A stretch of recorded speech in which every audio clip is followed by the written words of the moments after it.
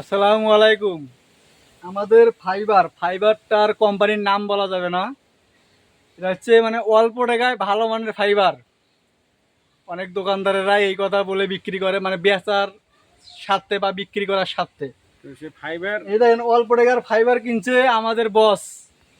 অল্প টাকার ফাইবার কেনার কারণে এই দেখেন ফাইবারের কাভার ফেটে গেছে। হ্যাঁ, দেখা যাচ্ছে মনে হয় এরকম অনেক বিভিন্ন জায়গায় ফেটে গেছে। আমরা খুঁজে খুঁজে বাই করতেছি, আমি আর আমাদের পুরু ভাই আপনি কিছু বলেন এই ফাইবারটার বিষয়ে। এই যে মানুষ যে খালি অল্প টাকায় খালি খোঁজে অল্প যে টাকা অমুক জায়গায় অমুক মানে 14 টাকায় বেচে, অমুক 15 টাকায় বেচে, আপনার কাছে 17 টাকা 18 টাকা।